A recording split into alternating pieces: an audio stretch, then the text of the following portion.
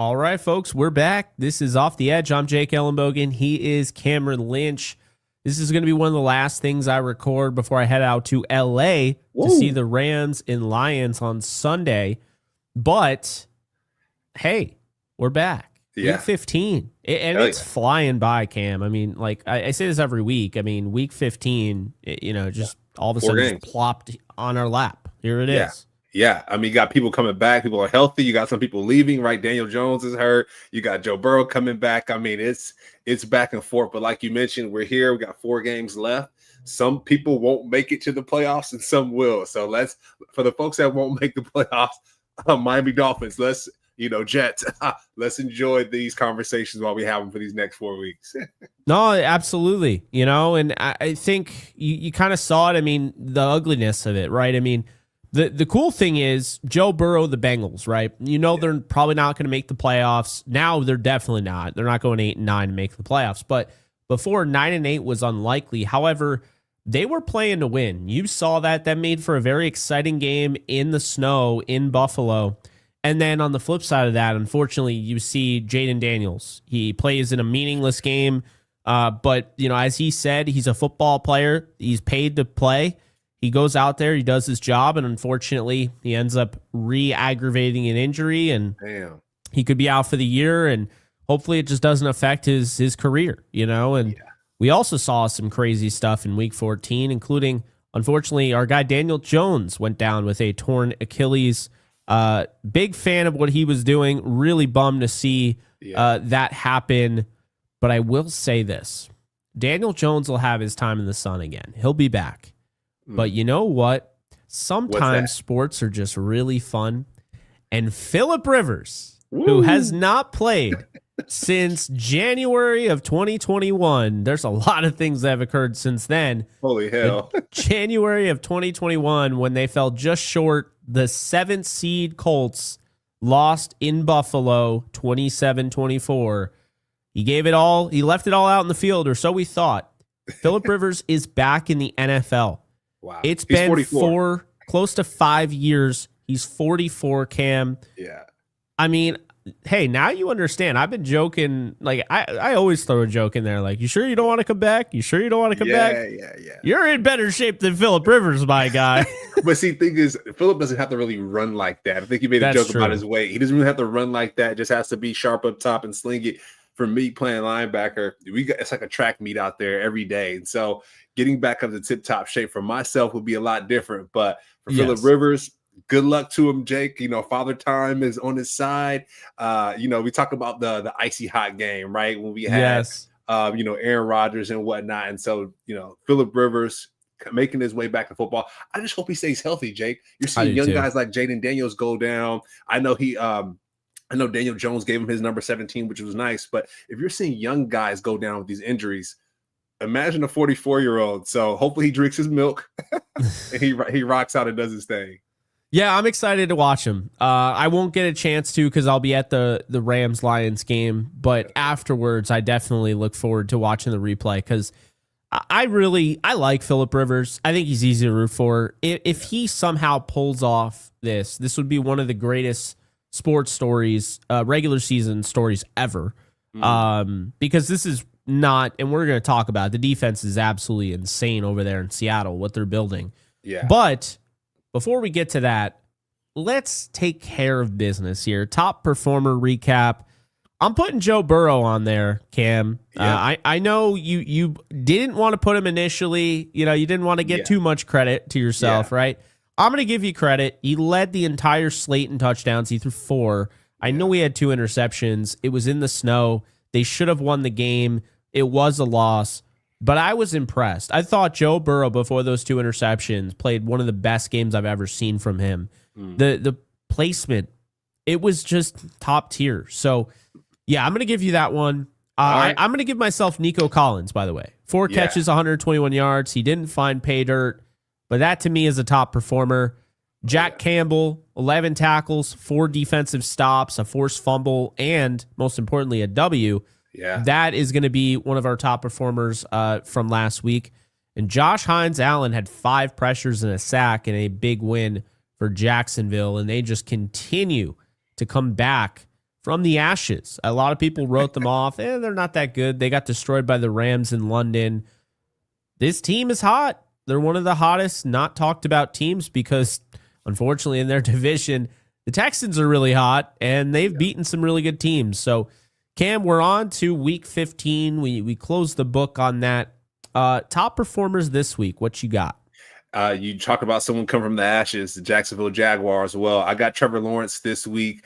I know a lot of times, Jake, during this show, you scratch your head at Trevor Lawrence. It's like, what are you doing? I think one show you called him a thumb. He looks like a thumb, but hey, this thumb is doing his thing. He's starting to revive his career a little bit, right? Last week against the Colts, he went 17 for 30, 244 yards and 2 touchdowns, quarterback rating of 105. So he's starting to do his thing. The previous week against the Titans, similar type of game, 229 for 2.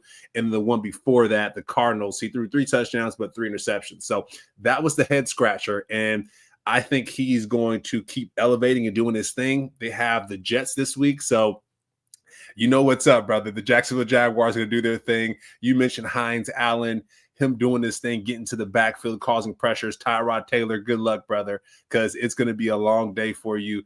And then also, you got the Travis Etienne. I've had him before as my top performer, and I have him again this week as well. I think that Jacksonville Jaguars team coming out of the ashes, finding ways to win football games. And then finally, Jake, I'm going to go back to week 14 with Joe Burrow.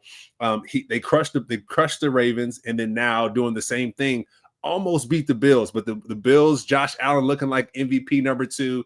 But man, Josh Allen, what a baller, what a gunslinger. But Joe Burrow looked really great last week. So I just wanted to kind of touch on my top performer from last week, and then also this week having Trevor Lawrence and Etienne as well being my top performers on the offensive side. How about you, Jake? I like it. I'm going to go with Matthew Stafford again. I mean, the last time I picked him, he was not the best. Had 3 turnovers, so I think I jinxed him, but I don't believe in jinxing. So I'm going to go with him again against the Lions. Nice. Matthew Stafford balls out against the Lions. I think he's throwing 4 tutties this week, and I think he's going to go over 300 yards. That's what I think. The Lions are giving up the most through the air the last 2 games since the injuries. They have injuries all over the place. Terrion Arnold's out for the season, unfortunately. Brian Branch is out for the year. And Kirby Joseph may or may not play. I think they just signed John Johnson, or at least they were going to sign John Johnson. So, yeah, they're feeling it. They don't have a lot of depth right now, and I think Stafford's going to take the top off them with Tutu Atwell, and, I think he will be back. I think we find that out probably soon. You got Davante Adams. Davante Adams, I don't know if you noticed, he fell off the pace. He might not get to 1,000 yards. I think the Rams are going to pad that a little bit for him. He's going to get over 1,000. Matthew missed him twice last week, Jake, with wide open passes, unfortunately. But he was close, but Matthew missed him, unfortunately, twice, and I think that hurt him a little bit. Yeah, so I think Adams gets back into it, and I think Puka Nacua. I mean, the last time we saw him against the Lions, like a full game, because he got hurt in week 1 last year. But that playoff game, that was one of the best wide receiver performances. That was actually the best wide receiver performance for a rookie until last year. Do you remember what's his face? McConkey broke it. Lad. Yeah, crazy. Yeah, young lad. So yeah, I'm gonna go with Matthew Stafford here, top performer versus the Lions, and I'm gonna go with a running back from your other love, the Tampa Bay Buccaneers. I'm going to go with Bucky Irving. I think he's going to run all over the Falcons. I think he goes for maybe 150 yards on the ground. He's back. He's healthy. He's ready to go. And it just feels like Tampa this week, all the frustrations from almost losing against Arizona and then finally losing to the Saints. Baker hasn't been 100%, but now he's getting back Jalen McMillan, Mike Evans, like the boys are back. So I think the Bucs are just going to run roughshod at them. And I think a big reason is going to be Bucky Irving just destroys them early on and they can't recover. Bucky, and now throwing Sean Tucker as well, a nice Syracuse guy. He was Rashawn White. They got a lot of guys, dude. Rashad White. I mean, that running back room is tight. They got a lot of talent. Firepower. I love to hear it. It's good to hear the Bucs are on the way, trending up in your heart, Jake and Soul, because losing to the Saints, Tyler Shuck wasn't great. Tyler Shuck ran for, I think, 2 touchdowns, my guy. So it's like, come on, fam. We got to tighten up on that defensive side a little bit. But shame I didn't bet on that. Do you know how much money you would have wanted for, was it 2 touchdowns for a quarterback? that isn't a running quarterback.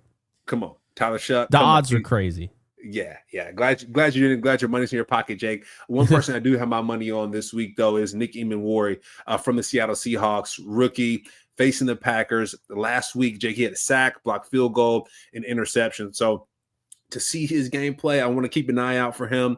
I think a guy like that, especially for the Rams, right now, the Rams, they have the Lions this week and the Seahawks the following week. So I want to make sure that we're kind of circling and dotting some of these players that are performing extremely well. So Nick Emmanwori doing his thing. And then I want to go with another defensive player, Jake. I want to go with Lavonte David as well. I just want to throw out Lavonte David really quick because Lavonte David, my guy's been a little quiet. Normally we're seeing sacks from Lavonte, forced fumbles and different things like that. So this is more like I want to say a call out, but just like hey, Lavonte, come on and make it happen. So I like Lavonte doing his things against the Falcons. He has Bijan Robinson, so it's going to be a tall task.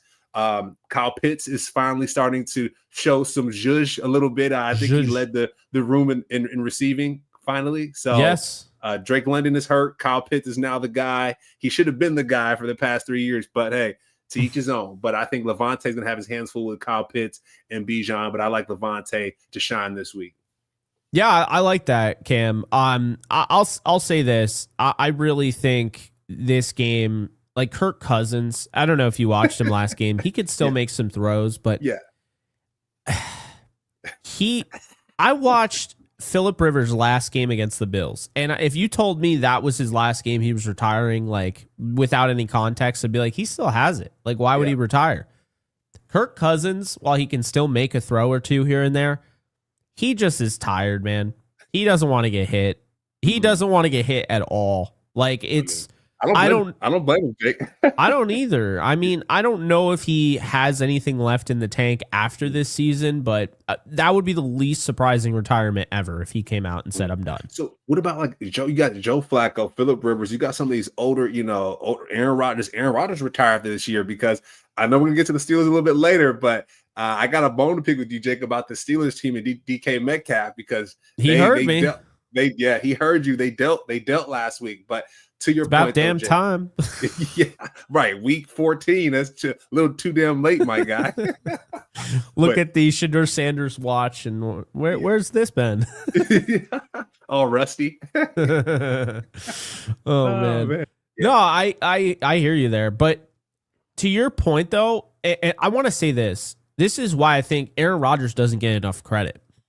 Aaron Rodgers came back from that torn Achilles, and Kirk Cousins had the same injury. Rodgers has lost a step. You can tell he's not the same quarterback, but he's still really good. I know that was insane. That was nuts. But he's still really good. I mean, I think Rodgers is underrated, but Kirk Cousins, I just don't know if he has it anymore. And maybe he does physically. He doesn't mentally. That's what I've noticed. So like you can watch, like he just against Seattle, he's like, I don't want to get hit anymore. Like you could just tell. Maybe he does want to keep playing, but the body language. Though. Jake, that's Seattle. That's a tough defense. And we talk about Phillip Rivers. If they're going against Seattle, that's a tough defense to start back against. Like those guys, Jake, they aren't playing games. Those defensive linemen, they're rushing the quarterback. Just 4 of them. They don't really need somebody blitzing, but you got a guy like Nick Emmanwori trying to end his career before or in the second part of his career before he starts it again. But yeah, that's a tough defense to go against. No, you're absolutely right. By the way, top performer is not a wide receiver for the first time this week for me. I'm going to go with a tight end in the receiver spot. I'm going to go with Isaiah Likely. I've seen enough. With the Bengals, they're giving you could put anybody at tight end. Okay, you put LeBron James out there, he's probably going to catch 100 yards and 2 tutties, right? LeBron James. LeBron James. They're really struggling. Like they're really struggling to stop. So much so Dawson Knox had a career high, I believe, over 90 yards last week. And by the way, Kincaid had 40 and a touchdown. So like that's kind of where we're at, is that the Bengals, they've fixed some things, but they haven't figured out how to stop tight ends from destroying them and ripping them to smithereens. And so I believe that Isaiah Likely, not Mark Andrews, Isaiah Likely will be the top performer this week. And he's going to have a huge game because I'll tell you right now, the Ravens need it. They need it badly. They're 6-7, Cam. We thought this was going to be a team that was going to just ride the momentum. They had won 5 straight or 6 straight or what have you. And now all of a sudden, reality hits you fast. I mean, luckily for them, the Steelers have kind of a sneaky game against the Dolphins. That's not an easy game to play. But, I mean, if the Ravens lose this game, that's 6-8. It's going to be really tough at that point to make the playoffs. Yeah, and one person I want to call out, you mentioned the Bengals being susceptible to the tight ends. I want to call out Geno Stone. He is a former Ravens safety, now Bengals safety. And so talk about Isaiah Likely, Geno Stone. Just got to keep an eye out for him because Geno Stone might get a little sneaky, Jake, and steal that football and maybe score. So he's one of the better players on the defensive side of the football. But like you mentioned, Isaiah Likely, I liked him a little bit better than Mark Andrews. I think there was a play, was it last year, Jake, that toe tap play that he had, but one of his feet were out of bounds. He had those Deion Sanders shoes on. They looked really sweet, but when he made that play or almost made it, I was like, Mark Andrews better watch out because at some point that tide is going to change. And one thing I will say is similar to the Rams situation with Tyler Higbee and Kobe Parkinson. Kobe, Jake, has been scoring every game. He's a 6'5" monster. And at some point, that tie's going to change. When it comes to the tight end position, sometimes you got to pass that flame. And I think so the same thing's going to happen with Mark Andrews and Likely. I think Likely that's going to be his team pretty soon here. Yeah. No, I for the tight end specifically. I agree though. And yeah, I think it'll be interesting for sure. The Montez Sweat wraps it up for me, top performer. Pass rusher on the Bears going up against the Browns. Put anybody that's going up against the Browns as a top performer at this point. It's just that's kind of where I'm at on that. Montez had a lot of pressures last week. He's going to have more. I think we're talking about a guy that has maybe, I'm going to say 7+ pressures in this game and 2 sacks. It's that bad in Cleveland. Like, that's why I'm so impressed with the way Shedeur played this past week because that offensive line gives you no time. Yeah, no time. Yeah, he's running for his life pretty much half the game. He made it happen, though. I think it was 3 touchdowns throwing and 1 running. Now that I talk about it, I'm thinking about the Browns tight end. Is it not Noah Fant? But that'll be my top performer this week on the tight end side. The Browns tight end number 44. I can't think of his name right now, but he's become Shedeur's number 1 target. And I think he'll be my top performer this week. I'm going to add that in. Sorry, Harold Fannin Jr. Harold Fannin Jr. Love him. He was my favorite tight end in the draft. Yes, Harold Fannin Jr. Jake has been popping out these past few days. And when you have a young running back, the tight end becomes your favorite target. We have Njoku, and Njoku scored last week as well. But I think Harold Fannin Jr., I think he'll be my top performer this week because last week he did his thing. I'm just pulling up his stats here really quick. But okay, yeah, there you go. Week 14, 114 yards, my guy, 8 receptions, 11 total targets, 1 touchdown. So this week, I'm going to say this week, Harold Fannin Jr. will have 7 receptions, 110 yards. I'm going to go 2 touchdowns, bro. Damn. Yeah. Okay. Yeah. All right. They have to win, Jake. And the reason why I say that is the red zone specifically, right? Last week, the Browns did some reverse bullshit play. And reverse bullshit. Reverse bullshit, pass back bullshit. And that wasn't it. And so I think this week, they're going to get a little bit smarter. They're going to make sure that they target Harold Fannin Jr. that end zone or Jerry Jeudy, however you want to do it. Judkins, however you want to do it. Just don't do what you did last week. So that's why I think Harold Fannin Jr. will get 2 touchdowns this week because they're going to get smarter in the red zone. Yeah, I like that, Cam. All right, let's just not waste any time here. Thursday night football. We got the Falcons taking on the Buccaneers. The Falcons are 4-9. The Buccaneers are 7-6. The Buccaneers are trying to win the division. They have to continue to win to keep pace because right now the Panthers have kind of that inside track following that loss. So they need to win, and the Falcons are dead in the water. It's a matter of really, if they win, it hurts the Rams draft pick, and if they lose, it helps the Rams draft pick. That's all the Falcons are good for right now. So Buccaneers are going to roll in this game, Cam. I'm going 27-13. I just think that they're going to control this game the whole way through. and they're going to be kind of left like you could have scored probably 40 plus, but I think they're just going to keep their foot on the gas to start, and then I think they'll take the foot off and just kind of maintain the lead the rest of the way. Yeah, I like the Buccaneers winning this matchup, Jake, 24-21. I will say it is a divisional game, so I know the Bucks are trying to win out. At the end of the day, the Falcons, it's almost like a sibling thing or like a rivalry thing, right? It's like, your sibling's about to get this, well, I'm about to do this so I can get that. And so, or force them to not get what they're going to do. So I think the Falcons are going to keep this one close. Like I said, 24-21. Bijan Robinson fumbled last week, so I know he's probably pissed off this week. So I think he's going to crank it up a little bit. I mentioned Levante David is going to be my top performer. If Mike Evans comes back, we might got to start adding him to the fold next week, right? This is going to be week 15. So week 16, Mike Evans, if he plays this week, he'll be my top performer next week. I'm going to kind of put that on the shelf right now. But I would like for Sean Tucker to find the end zone this week, Bucky Irvin as well.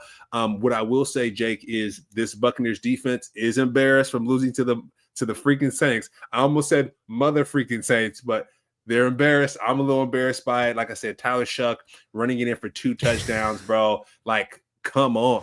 Twist the knife more, like. Tyler Shuck running in for 2 touchdowns. Oh, my God. And I think Tyler Shuck at some point, he's going to be a decent quarterback, right? With time, I think he'll start to progress here as a good backup. But the Buccaneers shouldn't be losing to the backup right now. Come on, fam. We shouldn't be going through this. The Saints should have more than, 3 wins that they have. I mean, I think they're a better football team than given credit for. They're not really playing well on defense, though. The Saints are. They're not like the Saints defense that we know them to be, flying around, making plays. Like, they're just something's going on over the Dennis Allen left. Yeah, there you go. Yeah. Oh, well, he was fired, I think. So there you go. Respect. Yeah. Dennis Allen, I believe, is with the Bears now, if I'm not mistaken. So the Bears are cooking, and I think, Jake, that shows even Ben Johnson going to the Bears that the coaches really, really matter. The coordinators really, really matter. So I know we're talking about the players left and right and who's doing well and who isn't, but if you don't have the proper coach in place, good luck to you. Good luck to you. And I actually want to talk about one of the coaches that I would love to play for if I do it again, but Brian Flores. I mean, his linebackers are eating, right? And so if you play for a coach that can really dial it up for you, they're going to find success. But if not, good luck, dude. So the Bears, hey, hats off to you guys. You guys are crushing it right now. Just when you write the Vikings off, they come back and they just absolutely dismantle the Commanders. I mean, good Lord. They're like, don't clump us in with them. We're way better than them. Damn. I mean, J.J. McCarthy throws 3 touchdowns, no interceptions. And they find a way to just absolutely destroy the Commanders. Well, now they're staying in the NFC East, but they're headed to Jerry World to play on the Cowboys, who I am sure they are very disappointed in last week. They scored a lot of points, and it wasn't enough. They gave up over 40 to the Lions. Cam, I'm going to take the Cowboys in this one, and I don't think Brian Flores' defense is going to hold back the Cowboys' scoring onslaught. Give me 30-20. Dallas wins this one at Jerry World on Sunday Night Football. Okay, I'm going to go Cowboys 28, Vikings 21. It would be higher scoring, but I think Brian Flores is going to apply a little bit too much pressure for him to sit back there. Dak Prescott to sit back there and throw the ball like he wants to. One thing I will say, though, is Van Ginkel, my guy, could play some football. We talk about linebackers that could force turnovers. And that's one thing, Jake, that I look at when I look at these teams. Who's forcing turnovers? How are you getting your guy the football back? And Van Ginkel knows how to do that. Harrison Smith, he's a trusty, dusty safety, right? He's been in the league for almost 10 years now, and he's intercepting the football. And so I think that defense really knows how to get after the quarterback. But going back to the Vikings, the tight end position. We talk about the tight ends at the Browns. Talk about the tight ends here at the Vikings. Oliver scored 2 touchdowns last week. Hockenson scored 1 touchdown this week. And so if I'm the Cowboys, I'm telling my guys to key in on those 2 specifically, because if J.J. McCarthy can continue to find them, and the running game could be decent as it was last week, right? Mason had 1 touchdown and 52 yards, and Jones had 76. So if that run game can be the way it was, they have a chance. But I still have the Cowboys winning, my brother. Those wide receivers are I think at par with the Rams wide receiver unit. I think those two are some of the best in the league, some of the best wide receiver and I'll say the Lions as well. I'm gonna throw the Lions in there. That's some of the best wide receiving football we've seen, I think, this year. Yeah, I like watching Pickens and Lamb. It's really fascinating because the Cowboys can still win 9 games. They go 9-6-1. So there's that, or actually they could go 10-6-1. So they can still win 10 games. They have to win out, right? The Vikings also have to be aware that they can only win 9 games. And if the Cowboys finish 9-7-1, the Cowboys have a better record. The tie is going to beat out the loss, right? Because the tie is better than a loss. It's just uglier. So that's the thing. This game is huge for the Vikings. If they want any chance of making the playoffs, they have to win out, but they really have to keep the Cowboys away from, getting to that point as well. I don't think they do it. So for that reason, 30-20. Monday Night Football, sneaky game. I think this is better than the records would advertise. The Dolphins just feel like a hot football team right now. They got Devon Achane. Yeah. You can't, forget about the job that Jalen Wright did, over 100 yards last week. Tua's playing okay. I mean, I'm not going to sit here and sing his praises or anything, but, and then you got, Jalen Waddle. He's playing well. Defense is playing well. Dolphins, Steelers, huge game. Dolphins can still win 10 games this year, as crazy as that sounds. They got to win out. The Steelers can win 11 games this year. They have to win out. I think the Steelers are in a good position following that win over the Ravens. And the Bengals, I believe, are going to help them out as well. We'll get into that later. The Steelers can win this division. Like, they really should be considered the favorites after that win. And in Pittsburgh, it's going to be tough. I have not, and I look through, Cam, can't believe I'm saying this. I have not picked the Steelers once this year. Damn. But I'm going to do it you this don't week. like DK. You don't like DK Metcalf. That's why. No, I actually, I kind of have a soft spot for the Steelers. I have a lot of family that likes them, but I just haven't picked them. I haven't felt confident. I want to be right, so I'm not going to just pick them just to be wrong, So I'm going to take the Steelers in a neck and neck down to the wire photo finish, 24-23. Oh, they get the win at Acrisure Stadium.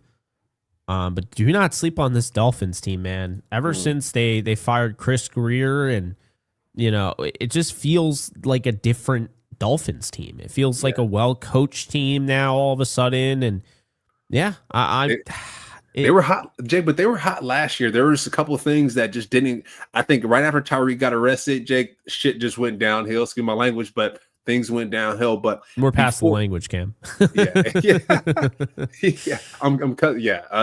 work on that. But they're doing a lot better now than they did than they were doing before. I think things went downhill after that whole Tyreek Hill incident. They're on the up and up. Finally, I would say I'm gonna call this game, Jake, very close to what you did, 23-21. And I want to go back to last week's conversation because you talked about DK Metcalf. I think he heard you, Jake, when he was catching those footballs. I was like, oh, damn, I can't wait for today's show because Jake was talking that mess. And DK was like, well, how about that? So good for DK finally. And I will say, too, for the people listening, DK was with the Seahawks for a while, and he would torch the Rams 100 yards per game. So that might be a little built-up resentment to DK. No, I've liked DK. What I didn't like is this whole I'm not going to – because honestly, it's the opposite, right? I didn't like the way he treated Seattle, and he acted all, woe is me. And then he goes there, and it's like, okay, well, you're not better than the guy that Seattle has. Yeah. And you're not better than Pickens. So who are you better than? So he finally had a game where he had 7 catches for 148 yards. But aside from that, 3 for 32, 5 for 22, 5 for 49, 3 for 35. I mean, he's been a total non-factor. I see that. Finally, he woke up. I think this game, is gonna have a similar game. Not like Jake, diva receivers, Cam. Yeah, that's real. That's real. AJ Brown, I think diva. I don't like him. They're 0-3, by the way, since AJ Brown started getting what he wanted. Yeah. AJ Brown's been getting 100 yards receiving per game. His stats are looking great. They're just not winning football games. Jake, I think you put this really perfectly, Jake. I think you said, look at Jerry Jeudy. Jerry Jeudy is on the Browns. He's not screaming and yelling. And I think I mentioned, like, yeah, he won the national championship and stuff like that. What I will say, though, Jake, is at the end of the day, you want to work with people that you like at the end of the day. And so, like you mentioned, AJ Brown being a diva, DK Metcalf being a diva, it's a character thing, not necessarily a talent thing. Because you look over at Puka Nacua, people love him. Devontae Adams, people love him. And so maybe it might be like the big receiver thing, Jake. Like if you're over like 6'4", 210 pounds. But I mean, Mike Evans, is he a diva? No, he's not. He's the man. He's the man, brother. 1,000 yards per season. Yeah. Sometimes guys are divas and sometimes guys aren't. It's why I don't believe in the idea all wide receivers are divas, because it's like, did you see Cooper Kupp? Honestly, JSN, the way he carries himself, he's not a diva. There aren't. It's not as diva of a position as it used to be. I would say corners are probably more divas nowadays. Agreed. Yeah. They're getting paid a whole lot of money. They're going through a lot of stress. So bless them. But I think this game, going back to the Steelers-Dolphins game, I think DK Metcalf is going to ball out. What I will say, though, Gainwell, they're running the running game. My biggest issue is the running game for the Steelers. I didn't think it was as great. I think with Najee leaving, I was like, I don't know here. But I will say Gainwell is finding the end zone. He's jumping over people. Warren is doing his thing too. So good for the Steelers. They're leading the division, and I think they'll keep a hold of that lead throughout. I like that. Then we move on to the premier games, starting with the game I'll be at. 8-5 Lions come to SoFi Stadium and play the 10-3 Rams. The Lions have not beaten the Rams on basically since they've been a home. When the Rams are home, I butchered that. The Lions have not beaten the Rams on the road since 1993. There we go. They couldn't beat them in St. Louis. They couldn't beat them in Los Angeles until they actually beat them in 1993. So I don't think that's going to change this week. And here's why. I think, in the past, like the Rams beat the Lions the year they won the Super Bowl. They beat them at SoFi Stadium. It was a really good game. The Lions had nothing to play for. They were 0-10 or whatever. But Jalen Ramsey had to make a game-winning interception, game-sealing interception on Jared Goff in the red zone. I remember that. Now, you move forward and you get the playoff game. And the Rams lose in Detroit on, it was very close, down to the wire stuff. Then they lose in Detroit to start the season in 2024, thus kicking off the post-Aaron Donald era. Now, the Rams, the big thing that I keep bringing up to people is when the Rams lost to the Lions both of those times. Those felt like 50-50 games. Felt like the Rams were better, but the Lions could win, and the Lions had home field. The Lions healthy this year wouldn't be better than the Rams. The Rams have a much better roster from top to bottom. I do think they supremely miss Ben Johnson. And Jared Goff has been horrendous against pressure, more so than ever before. Yeah. I haven't been overly impressed with Jared Goff. They've been really kind of banking on him hitting that short passing attack and, kind of having other guys take over. He hasn't had to make some big time throws. They've really limited him. To me, the Lions run through one man. That one man is Jahmyr Gibbs. The Rams do a nice job of stopping the run. Jahmyr Gibbs does a nice job of running the football, but also catching the football and making plays after it. It's going to be an interesting look because the Rams just dominate, the run game. But if the Lions can get going, we've seen this is a recipe. We saw this with the Panthers where they got going with Chuba Hubbard. They got going, with Rico Dowdle. And now it puts, pressure on the defense, but it also kind of alleviates the pressure off the quarterback. My biggest thing in this one is you can't blitz Jared Goff. You got to get there 4-man.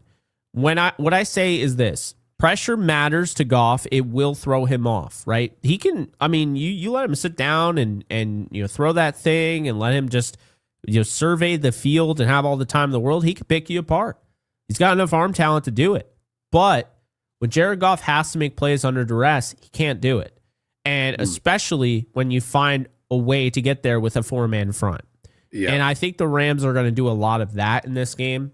So I'm going to take the Rams 35-24. I think there's going to be 5 touchdowns in this game, 4 of which will come from Matthew Stafford's arm. I just really feel like the Rams are about to roll here. And I think they're going to roll right into Thursday, and everybody's going to be saying, yeah, Seattle's going to beat them. The Rams are coming off beating, they played a tough game against a really physical football team, and it's going to have the wear and tear. I don't think so, because the Rams went on the road. Remember, they played the Ravens, who play physical. I don't care what anyone says. That was a physical football game, 17-3. We saw it. They went on the road, played the Ravens, physical. Then they go to London, and they're barely there. I don't even think they were there for a full 28 hours. They're barely there, and they destroy the Jacksonville Jaguars. I don't worry about the physicality bleeding over into the next week or next half week, because I think the Rams just have the right stuff up top. I think guys that are Rams, they're smart football players. They're conscientious. That's what Sean McVay wants. That's what he always says. That's what Les Snead wants. And I think it's from top to bottom. I think this is the best organization in the league. And I think this is the best football team. And for that reason, I think they'll win this. And I think they're going to win out. I don't think it's going to be one of those residual effects, Cam. Like, people always bring up, well, Dan Campbell's guys, they're really physical. I don't know if... No, I don't see that this time around. Yeah. So for this game, Jake, I got the Rams winning 31-28. I think it's going to be a tight game. I'm going to go opposite of the thought of the back-to-back games and it not wearing down the players. I'm going to go opposite of that, because reason why I say that, the Lions have the best running back room in the league. Blake Corum on the Rams, he's coming along nicely. Last game, he had the best game we've seen. But the Lions have the best running game or the best backfield in the league. Jahmyr Gibbs, I talked about it last week. He made DaRon Bland look insane. And so what I'm thinking in my mind is Emmanuel Forbes. Jahmyr Gibbs and Emmanuel Forbes. What would that matchup look like? And then you add David Montgomery. So if I'm the Lions, I'm attacking Emmanuel Forbes. I'm getting to the edge, and I'm attacking him. So that's one. I think there's going to be a little bit wear down there. Second to that is Tesla, you got Williams, and then you got Amon-Ra St. Brown. I'm going to add them into, I think I'm add them fourth in the best wide receiving corps in the league. I think that the Rams defensive backs, they're going to have their hands full, not only with the running game, but with the passing game. So those are two things. Thank God Akello is back, Jake, because I cannot stop talking enough about Emmanuel Forbes. I think he had that last week. He had a touchdown caught against him towards the third quarter. I'm like, are we going to see Jimmy G or not? Because at one point the score was wide, and then they caught the ball on Emmanuel Forbes. Wilson did in the end zone, and then I'm like, okay, thank God you brought out Jimmy G, because Emmanuel Forbes almost screwed that up. So I will say that, and then on the other end of that, you talk about their defense. I know you mentioned Brian Branch. He's injured this week. I think on defense, they're going to have a long day. I know Jack Campbell is back there. Anzalone is back there as well. And then you got Aiden Hutchinson. So that's going to be a matchup challenge. But this offense is cooking. I think Devontae Adams is going to score this week. He didn't score last week. He's going to score this week. And it was just unfortunate. Puka Nacua is going to ball out like we see every week. I'm excited to see that. But I will say this, Jake, that Thursday night game is going to come around really quick. This is the Matthew Stafford game, this Lions game. So there's going to be a lot of energy, a lot of zhuzh around this game, and then turn around to face the Seattle Seahawks, who they beat before. And so, and I'm going back to the Phillip Rivers thing, right? Phillip Rivers' first game back in the NFL after a while is against the Seattle Seahawks. Bro, that's a tough go at it. And Ernest Jones is playing good football. Leonard's playing, they're playing good football. So, Jake, what I will say finally is these 2 weeks, this is it right here. I think this is playoff football for the Rams, because after that, you got the Falcons, and I think you got the Cardinals one more time. It's BS after that, but this is playoff football. What I liked about the Rams is they were done by the third quarter last week. So that's what's going to save them. That's why the Rams win this game, and I think they beat Seattle, is because last week they rested at after the third quarter. The guys are fresh, and so that's going to carry them on. But if the Rams didn't rest after that Cardinals win, Jake, I think things would be a little bit spookier, my brother. But Rams win, like you said, the best team in the NFL right now, best organization, not just because we cover them, but because of what they're putting on film. No, I agree with that. I don't think there's going to be as residual of effect as there would have been in years past. I don't think they're as physical of a football team as years past, just kind of what I was getting at. But then we move on to the Buffalo Bills, 9-4, taking on the 11-2 Patriots. And I'll tell you, this Buffalo Bills team was really frustrating for me because I was watching them and I'm like, you watch them against the Falcons and you're like, what the hell is this team? Like, they're not good. They're not a good defense. Josh Allen has to bail them out of everything, whatever. The Dolphins, but now, too. Yeah, exactly. The Dolphins game. So now you're looking and you're like, okay, well, James Cook is one of the better running backs in football. Josh Allen's playing like a stud. The tight end room is helping out. And then the defense is actually turning things around. And that, to me, is a big thing. They forced some key turnovers late in that game to kind of flip it on its head. Benford, yeah. I'm going to take the Bills to win against the Patriots. Okay. And here's why. I think the Patriots have been kind of going through it a little bit with the easy schedule. And I think they're really going to feel the effects against the Bills this week. I think the Bills are more battle-tested, having gone against the Texans and the Bengals.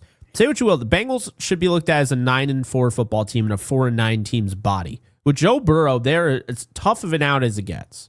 So I think that's going to come back to bite New England, kind of going up against like the Giants. And it's like, honestly, I don't know if Jackson Dart was 100% in that game. They probably should have just started Jameis Winston. Be that as it may, I look at this team and I just think, this Bills team really could find itself in the Super Bowl. What's so funny to me, my dad says this all the time, it would be the most poetic thing ever if the worst Bills team in the Sean McDermott era was the one to make it to the Super Bowl.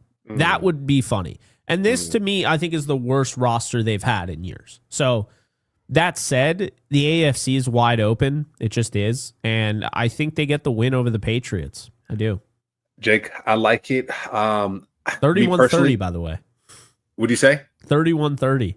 31-30, Bills. Okay, so Jake, for me, going to school in Syracuse, I'm like a partial Bills fan, right? Growing up in California, I do not like the Boston teams. Respectfully, respect to you guys, but it's like oil and water. And so saying that,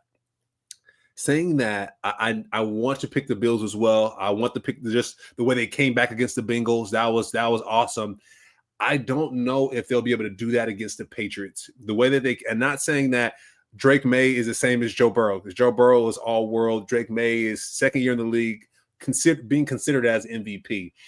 The reason why I think the Patriots will win this game is because for Drake May to really be considered the MVP, he has to beat the former MVP, right? That's the only way that they consider him over Matthew Stafford, which I think they won't, because Matthew Stafford scoring a lot of touchdowns, throwing less interceptions. I think Matthew Stafford wins the MVP.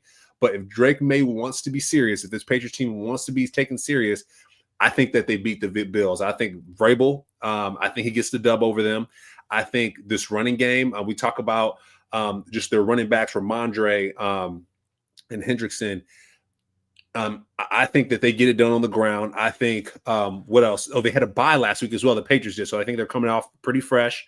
And like I mentioned, the Bills barely beat the Bengals. They should have lost that game.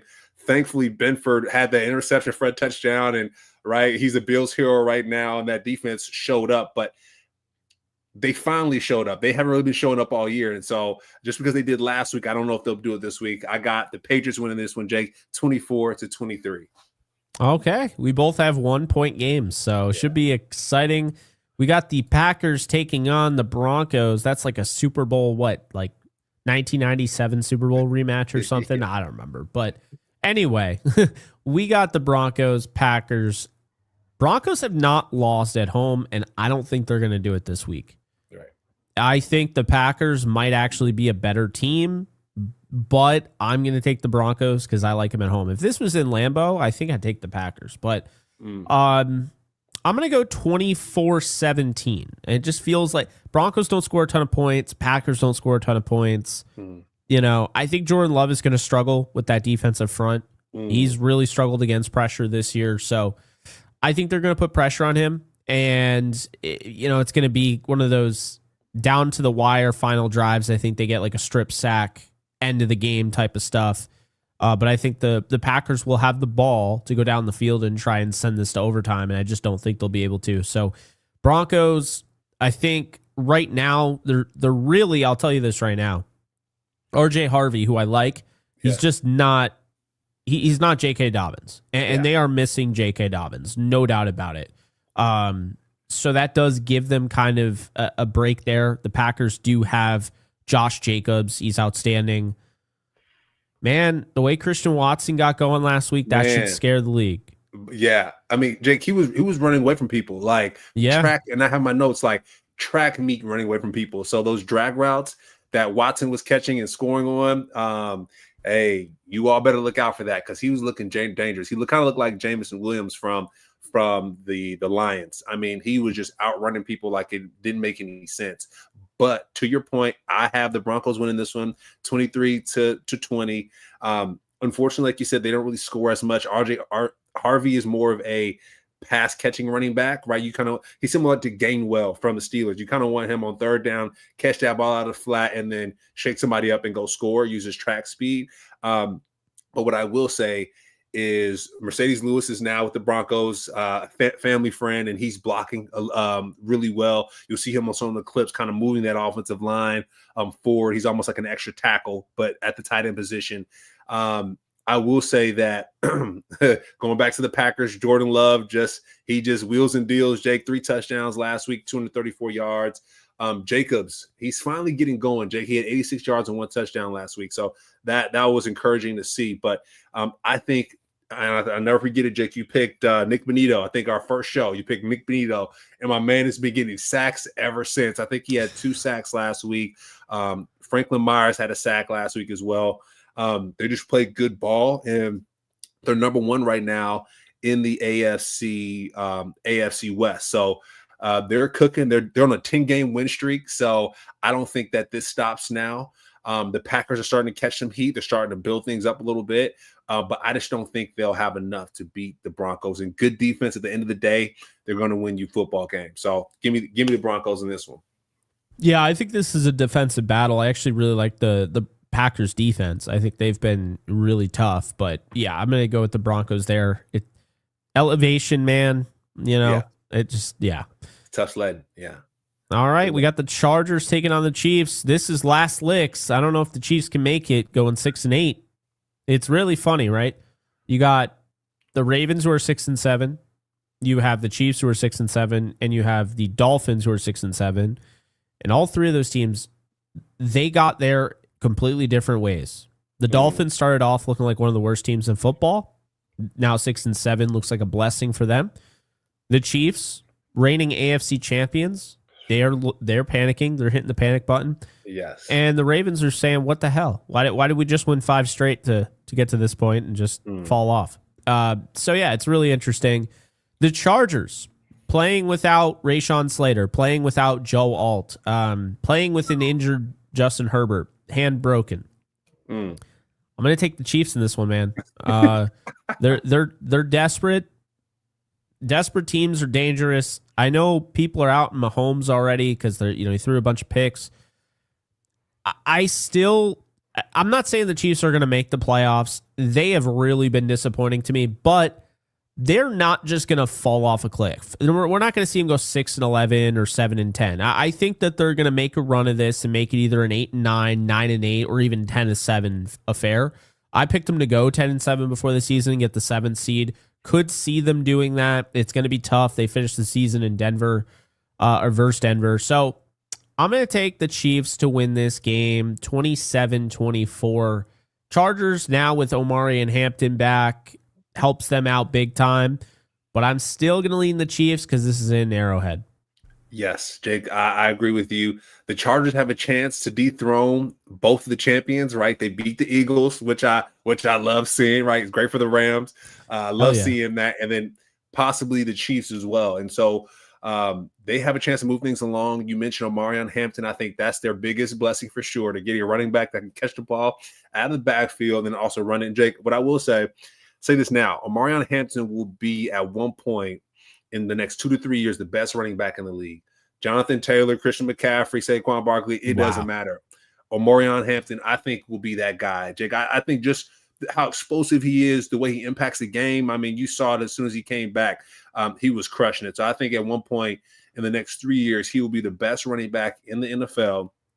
But you got Spags back there at the Chiefs. I think they're going to slow him down really nicely. The Chiefs got embarrassed, my guy. Like, that was embarrassing by the Texans. Their defense is outstanding, and that's why they got embarrassed. But this Chargers defense isn't as good as the Texans defense. And so that's why the Chiefs will win this one. I believe the Chargers safety, he got a concussion last week. And so I'm not sure if he will be back this week. But yeah, that defense isn't as good as the Texans. The Chiefs win this one. And then Travis Kelce, man, that bobble for the interception to lose the game. Come on, dog. You can't go out like that. Like, I'd imagine this game, Jake, that Travis Kelce will get 2 touchdowns because he bobbled it and lost it to the Texans and possibly kicking them out of the playoffs. So this week, Jake, I think they're going to come back with a vengeance, and I think they're going to smoke the Chargers. Well, not smoke them, but, give them that work. So like I mentioned, 21-17. What if I told you the Chiefs are 5-2 at home and they're 6-7 on the year? This team only has won 1 road game. They're not traveling well. Yeah, they're not. But they're not doing they don't well. have to travel this week. They can stay in their own beds. There you go. Yes. How about that? Need that. So we got the 6-7 Ravens, speak of the devil, against the 4-9 Bengals. I feel like we've talked so much about this game already, and we're finally here. Joe Burrow's going to get this thing done. The Bengals should have won last week, and we talked about that. They're going to win this week 33-27. Something's wrong with Lamar, and I don't know what we're looking at, but Lamar Jackson does not look 100%. He's not comfortable mentally. I don't know what it is. It was bad, man. He's been awful. He has been absolutely terrible. So I don't really know what to make of it. I really don't. But what I do know is that the Bengals, as I mentioned, you can flip that record around 9-4, and that's the type of team you're getting. I mean, yeah, they're tight ends. Like, tight ends against them are going to absolutely feast. And I already mentioned that. Isaiah Likely is going to have a huge game. But it's not going to be enough to win because Joe Burrow, Jamar Chase, T. Higgins, right? I mean, even just the job Chase Brown does in the receiving game.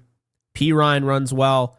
I mean, I just feel like right now, the Bengals are just one of those teams. They're going to be in it down to the wire. It's going to be really tough, and the Ravens just don't seem equipped to win those type of games. So give me the Bengals 33-27 in Cincy.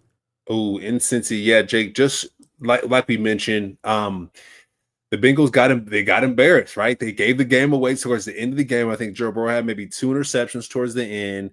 It wasn't pretty. The Ravens, on the other hand, they just got worked by the Steelers. Like, it wasn't like an embarrassing thing. Like, oh, they just got worked. They full stop. And so I'd imagine that when it comes to Lamar Jackson, that offensive line, I don't know if he's getting protected like he should be. He went and scored a running touchdown, and I'm like, this doesn't even look or feel all the way right. And so he didn't look that fast. It was weird. Yeah. And it's also too, Jake, that hamstring injury. I know we talk about Mike Evans finally coming back, but bro, those hamstring injuries take a long time to come back from. And so for Lamar Jackson, those lower body injuries, not having his offensive line not really being in sync like they should, I know he's probably running for his life. So this game, I got Bengals winning this one 28-27. Like I mentioned, they got embarrassed, but I think this week they'll bounce back. Chase Brown ran the ball really well, had 1 running touchdown. Gesicki scored. Like I mentioned, Stone had 2 TFLs. I mean, the defense is starting to come along really nicely. And that's the big thing, Jake, is we've been talking about it all year. Bengals defense, not as good as they used to be. Lou Anarumo not being there anymore. Well, they're starting to pick things up a little bit. Like I mentioned, Stone had 2 TFLs. Osei Turner had a sack. So I like the Bengals winning this one. Yeah, I like it too. And Hendrickson's going to give problems. DJ Turner's doing a really nice job at corner.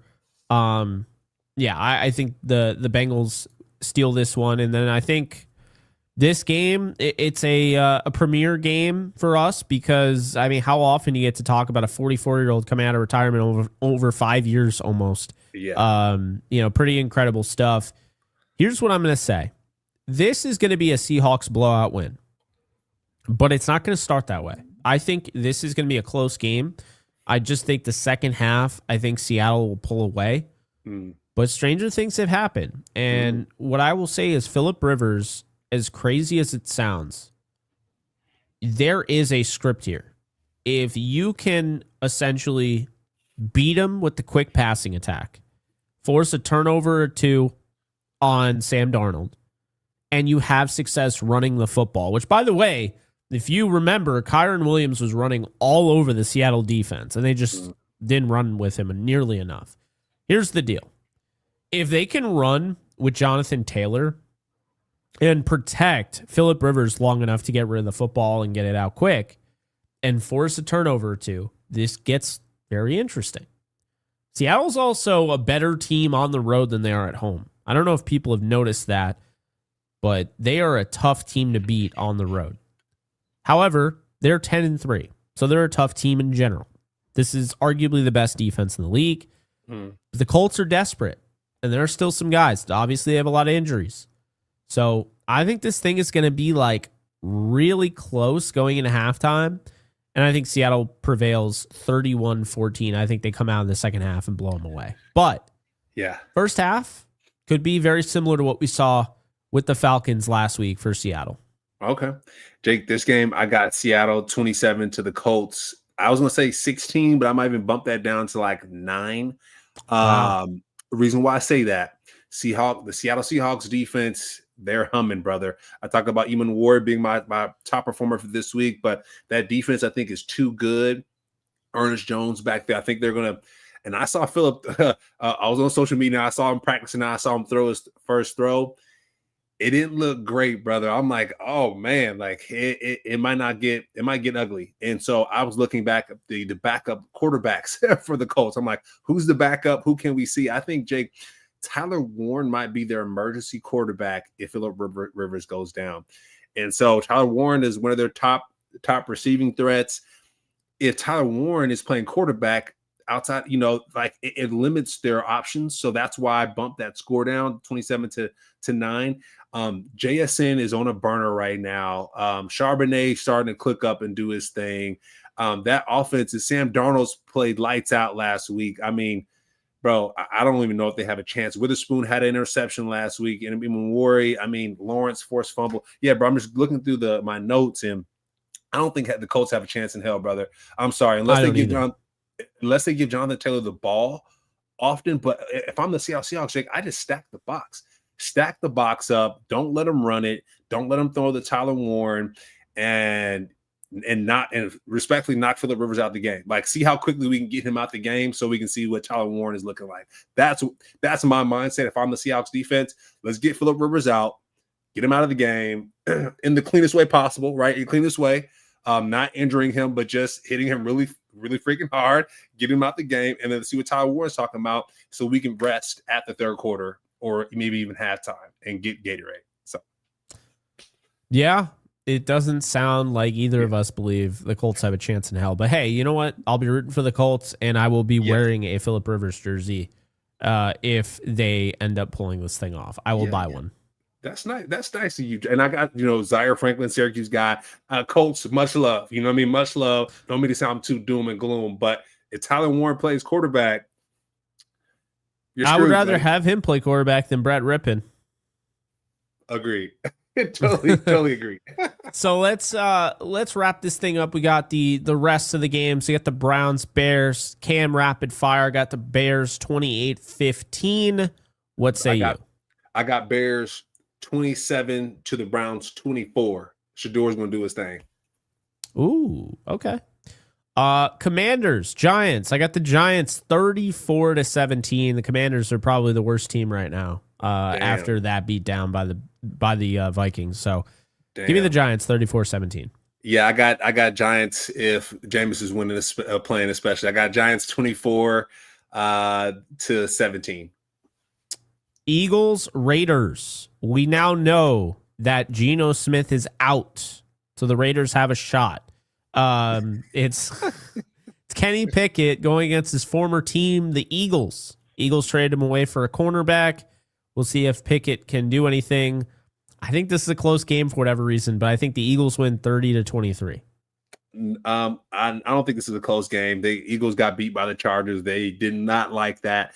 So I'm going to go Eagles 34, Raiders 14. And then next up, we have the Jets and Jaguars. No one will watch this game. Jaguars roll 34-10. Yeah, Jags 40-10. Cardinals, Texans. I think the Cardinals quit last week. I'm going to go Texans 42-14. That Rams offensive line broke their will. That was actually excellent. But Texans have a close defense to the Rams. Maybe a little bit better, I would say, on the defensive line front side. I would say I think those defensive ends are a little bit better than the Rams defensive ends. They're just dangerous, brother. But I got that game. You mentioned Texans, Cardinals. I would say Texans 27 to the Cardinals 24 because they know how to throw that football at the Cardinals, Jacoby Brissett. So a little bit closer. And then the Panthers and Saints. Do the Saints keep the magic going? I'm going to say no. Panthers win 27-16. Yes, Panthers winning 24 to the Saints 14. And last and probably least, the Titans head to Santa Clara to play the 49ers. I got the Niners winning 31-13. Cam Ward will probably throw 5 incredible throws, but his team isn't very good, and so they lose. Yes. 49ers 38, Titans 14. So that's it. That is week 15 in all of its glory. Hope you guys enjoyed. Be sure to drop a sub, aka subscribe, if you haven't already. Be sure to hit that like button, leave a comment, and we will see you guys next week. Week 16. Ooh. Things are getting quick. Yeah. Peace, y'all.